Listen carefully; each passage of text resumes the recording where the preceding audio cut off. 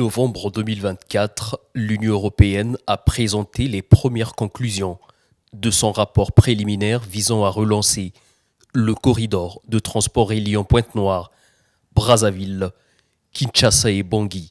Ce projet ambitionne de redonner vie à ce axe crucial pour le commerce et la mobilité en Afrique centrale, affectée depuis des années par des infrastructures vieillissantes et une connectivité limitée. Je voudrais d'abord remercier, saluer l'initiative de l'Union européenne pour avoir lancé cette étude qui a duré 2 ans aujourd'hui, où nous avons assisté à la restitution de la première étape de cette étude par une équipe d'experts pluridisciplinaires qui ont sillonné tous nos États, tous nos pays, pour essayer de recueillir les informations, les données techniques. Et aujourd'hui, sur cette base de collecte d'informations, ils sont venus nous le présenter et adosser des projets, des idées de projets qui peuvent accompagner ces études. Alors je me réjouis de prendre part à cette séance de travail. Et ce que je peux retenir, c'est que toutes les idées qui ont été énoncées dans le cadre de cette étude vont dans la droite ligne de la vision que nous développons au niveau déjà de notre État.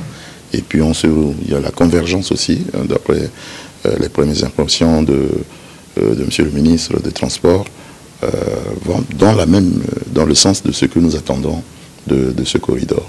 Bénéficions naturellement d'un grand corridor. Un grand corridor naturel que je dis, voyez, ce n'est pas donné à tous les pays d'avoir cette richesse, malheureusement, que nous n'arrivons pas à exploiter. Nous avons tenté dans le temps, comme il a su le dire, mais malheureusement on a été un peu arrêté par des manières, des interventions, de ce que nous donne un certain nombre d'indications. Aujourd'hui, nous sommes pratiquement au ras du sol, parce que le transport dans le temps qu'on faisait entre Brazzaville et Bangui n'existe plus. Il n'y a pratiquement pas de transport, vous voyez. Et les embarcations qui sont utilisées, c'est des embarcations de fortune qui aujourd'hui nous causent énormément de problèmes. En soutenant cette initiative, l'Union européenne souhaite stimuler la croissance économique, réduire les coûts de transport, créer des emplois et améliorer les conditions des vies locales.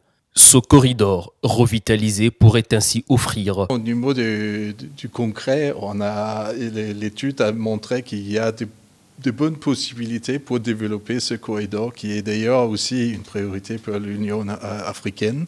Et donc l'Union européenne, mais aussi avec d'autres partenaires que je tiens à reconnaître, parce qu'on n'est certainement pas seul, on vient en appui pour accompagner les pays concernés, pour essayer de développer ce corridor.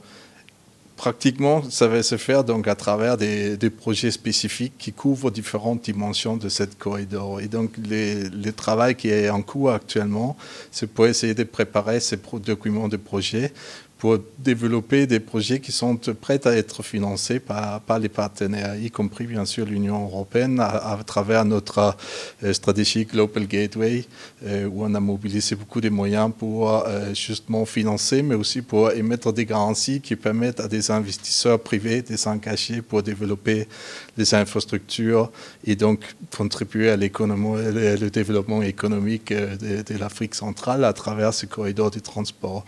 Cette initiative représente une lueur d'espoir pour la région, ouvrant des perspectives de développement de la sous-région et bien au-delà.